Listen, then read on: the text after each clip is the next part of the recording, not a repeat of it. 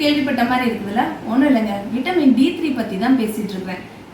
2003 வருஷ கணக்கெடுப்பின்படி சராசரி இந்திய மக்கள் தொகையில 76% பேர் இந்த விட்டமின் D3 குறைபாடால பாதிக்கப்பட்டிருக்காங்க. இதுல 25 வயசுக்கு கீழே உள்ளவங்களும் இருக்கிறாங்க.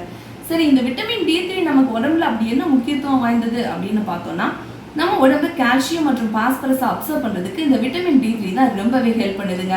அது மட்டும் இல்லாம இது லாங் டர்ம் கண்டிஷன்ஸான ஹைப்பர்டென்ஷன், சுகர் மற்றும் மல்டிபிள் ஸ்க்ளீரோசிஸ் போன்ற நோய்கள் வர அபாயத்தை குறைக்குது.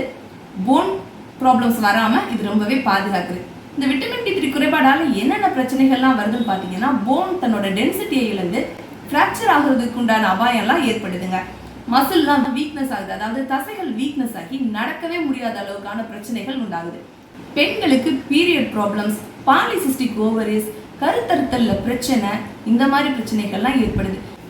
பெண்களுக்கு மட்டும் இல்லாம ஆண்களுடைய பாலின ஹார்மோன்ஸான டெஸ்டோஸ்டிரான் லெவல்ல கூட இந்த விட்டமின் D3 குறைபாடால பாதிப்பு ஏற்படுதுங்க. இந்த விட்டமின் D3 குறைபாடோட அறிகுறிகள் என்ன அப்படின்னு பாத்தீங்கன்னா, போன் பெயின், அதாவது எலும்புகள்ல வலிக்கிறது, தசைகள் வலிக்கிறது, கை கால் ரொம்ப உலையிறது, கை கால் மற்றும் பாதங்கள்ல ஊசி வச்சு குத்துற மாதிரியான ஒரு சென்சேஷன் ஏற்படுறது, எப்ப பார்த்தாலும் சோர்வோட காணப்படுறது, எப்ப பார்த்தாலும் உடல்நிலை சரியில்லாத மாதிரியே காணப்படுறது, தூக்கம் இல்லாம இருக்கிறது, மூட் ஸ்விங்கா இருக்கிறது, இதெல்லாம் தாங்க இதோட அறிகுறிகள். உங்களுக்கு இந்த மாதிரியான அறிகுறிகள் ஏதாவது தென்பட்டுச்சுன்னா உங்களுடைய மருத்துவர் அணுகி சரியான விட்டமின் D3 சப்ளிமெண்ட்ஸ் எடுத்துக்கிறது மூலமா இந்த குறைபாட்டை நீங்க சரி செஞ்சுக்க முடியும். இந்த விட்டமின் D3 குறைபாட்டை சரி செய்யற வழிமுறை அப்படின்னு பார்த்தோம்னா, டெய்லி கொஞ்சம் நேரம் சூரிய ஒளி நம்ம உடல்ல படுற மாதிரி நிக்கிறதுங்க. சூரிய ஒளி நம்ம உடல்ல படும்போது நம்ம உடல் விட்டமின் D3 உற்பத்தி செய்யுது.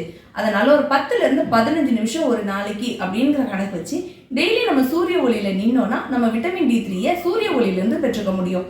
உணவுல இருந்துன்னு பாத்தீங்கன்னா, நீங்க நான் வெஜிடேரியன் சாப்பிட்றவரா இருந்தா மீன், இறைச்சி இதெல்லாம் உணவுல அதிகமா எடுத்துக்கலாம். நீங்க வெஜிடேரியன் சாப்பிட்றவங்களா இருந்தா காளான் நிறைய எடுத்துக்கலாங்க. இது இல்லாம பால் சார்ந்த பொருட்கள், ஆரஞ்சு, அவகேடா இதுலலாம் கூட விட்டமின் D3 நிறைஞ்சிருக்குதுங்க. இந்த பதிவு உங்களுக்கு பயனுள்ளதா அமைஞ்சிருக்கும் நம்புறோம். உங்களுடைய கருத்துக்களை எங்களுக்கு கமெண்ட்ஸ்ல தெரியப்படுத்துங்க. ஆரோக்கியமான சமுதாயத்தை நோக்கி அனைவரும் அறிவோம். அன்றாட மருத்துவம். நன்றி.